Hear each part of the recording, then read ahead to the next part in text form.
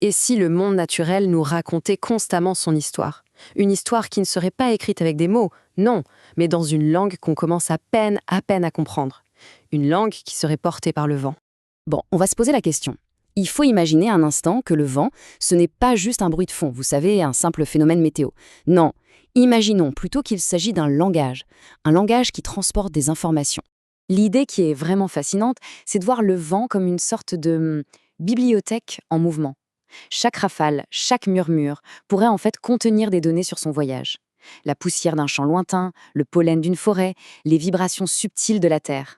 C'est ça, une véritable archive vivante. Alors, comment on passe de cette idée un peu poétique à quelque chose de concret?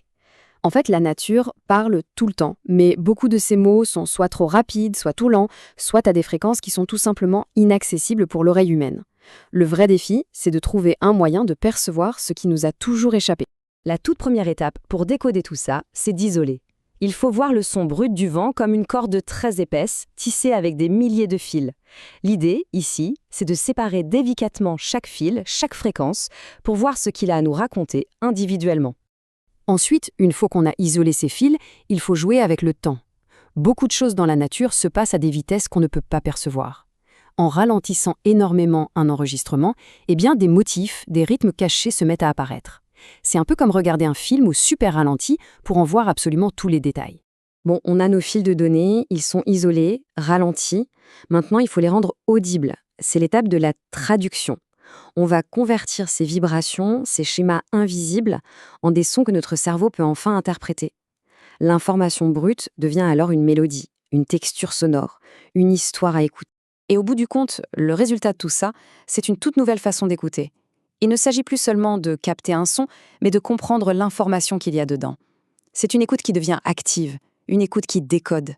Allez, voyons concrètement comment cette méthode peut nous ouvrir les portes de mondes sonores qu'on côtoie tous les jours, mais sans jamais les entendre.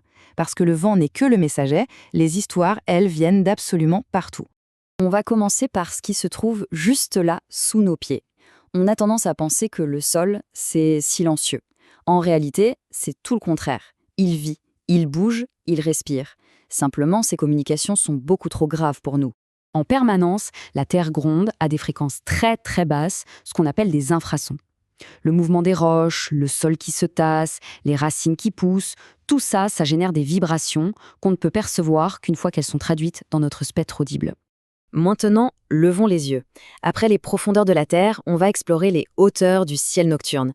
Ce n'est pas seulement un spectacle pour les yeux, c'est aussi le théâtre de conversations très intenses, mais cette fois-ci bien au-delà de ce qu'on peut entendre. Prenons les chauves-souris. Elles communiquent et chassent avec des clics ultrasoniques.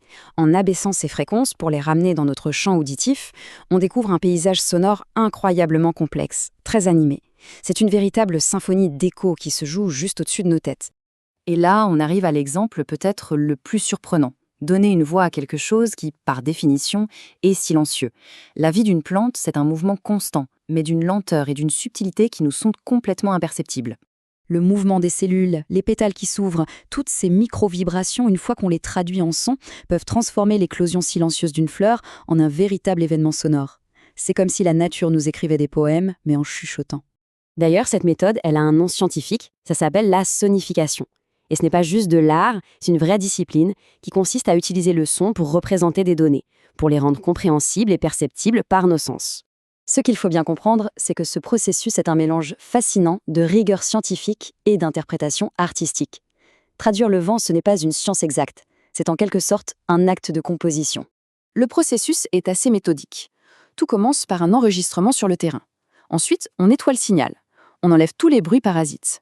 Puis, on divise le spectre de fréquences pour isoler les éléments qui nous intéressent. C'est là qu'arrive la traduction des motifs en notes, en textures. Et enfin, on assemble tous ces éléments pour créer une composition qui raconte l'histoire cachée du paysage sonore de départ. Alors, la question c'est, quel est le but final de tout ça? Est-ce que c'est juste de créer de nouvelles musiques un peu étranges? En réalité, la portée est bien plus profonde. On passe de la simple conservation d'un son à une véritable interaction. Bien sûr, l'archivage sonore, ce n'est pas nouveau.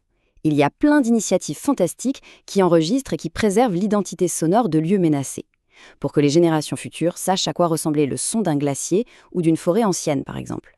Sauf que la démarche qu'on explore là, elle va plus loin. Elle ne se contente pas de sauvegarder un souvenir, elle cherche à dialoguer, à établir une connexion, ici et maintenant, dans le présent. Et voilà le cœur du message. En traduisant ces langages cachés, on ne fait pas que découvrir de nouveaux sons. On commence à percevoir les liens subtils qui unissent le monde vivant. On réalise qu'on fait partie d'un réseau de communication bien plus vaste, bien plus complexe que ce qu'on pouvait imaginer. Au final, c'est un peu comme si on trouvait enfin un moyen de lire le journal intime de la planète. Les histoires qu'elle écrit chaque jour, à chaque instant, deviennent enfin accessibles. Son autobiographie n'est plus un livre fermé. La prochaine fois que le vent soufflera, l'invitation est lancée. Écoutez. Écoutez à nouveau.